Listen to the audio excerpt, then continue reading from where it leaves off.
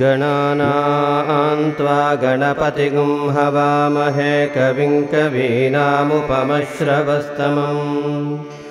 ज्येष्ठराजं ब्रह्मणां ब्रह्मणस्पत आनशृण्वन्नोतिभिः सीद सादनम् श्रीविघ्नेश्वराय नमः। तद्विष्णोः परमं पदं सदा पश्यन्ति सूरजः दिवीव चक्षुराततं तद्विप्रासो विपन्यवो जागृवागुं सस्समिन्धते विष्णोर्यत्परमं पदं गौरीमिमाय सलिलानितक्षत्येकपदी द्विपदी सा चतुष्पदी अष्टापदी नवपदी बभूवुषी सहस्राक्षरा परमे व्योमन्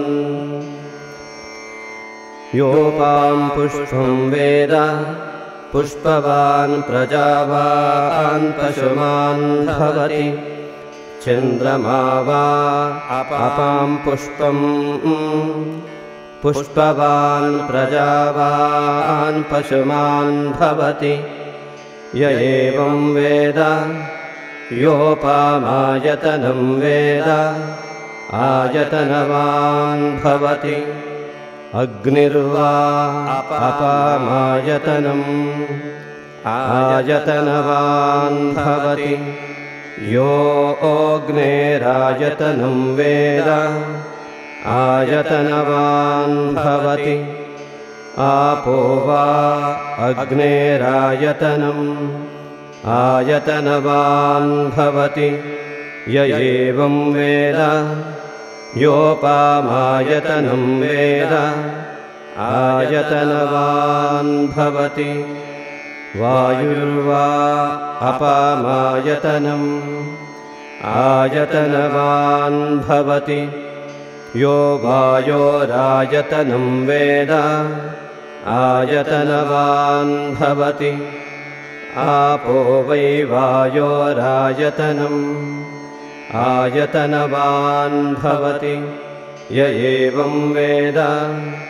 योपामायतनं वेद आयतनवान् भवति असौ वै तपन्नपामायतनम् आयतनवान् भवति यो मुष्यतपत आयतनं वेद आयतनवान् भवति आपो वा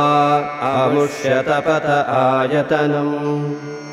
आयतनवान् भवति य एवं वेद योपामायतनं वेद आयतनवान् भवति चन्द्रमा वा अपामायतनम् आयतनवान् भवति यश्चन्द्रमस आयतनं वेद आयतनवान् भवति आपो वै चन्द्रमस आयतनम् आयतनवान् भवति य एवं वेद योपामायतनं वेद आयतनवान् भवति नक्षत्राणि वा अपामायतनम् आयतनवान् भवति यो नक्षत्राणामायतनं वेद आयतनवान् भवति आपो वै नक्षत्राणामायतनम् आयतनवान् भवति य एवं वेद योपामायतनं वेद आयतनवान् भवति पर्जन्यो वा अपामायतनम् आयतनवान् भवति यः पर्जन्यस्यायतनं वेद आयतनवान् भवति आपो वै पर्जन्यस्यायतनम् आयतनवान् भवति य एवं वेद योपामायतनं वेद आयतनवान् भवति संवत्सरो वा अपामायतनम् आयतनवान् भवति यः संवत्सरस्यायतनं वेद आयतनवान् भवति आपो वै संवत्सरस्यायतनम् आयतनवान् भवति य एवं वेद योऽप्सुनावं प्रतिष्ठितां वेद प्रत्येव तिष्ठति राजाधिराजाय प्रसह्य साहिने नमो वयं वै श्रवणाय कुर्महे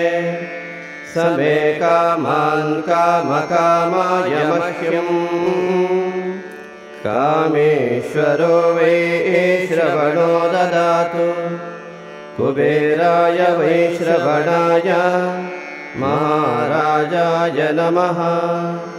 पर्याप्त्या अनन्तरायाय सर्वस्तोमोतिरात्रमुत्तममहर्भवति सर्वस्याप्त्यै सर्वस्य जित्यै सर्वमेव तेनाप्नोति सर्वं जयति यो वेदादो स्वरः प्रोक्तो वेदान्ते च प्रतिष्ठितः तस्य प्रकृतिलीनस्य यः परः स महेश्वरः।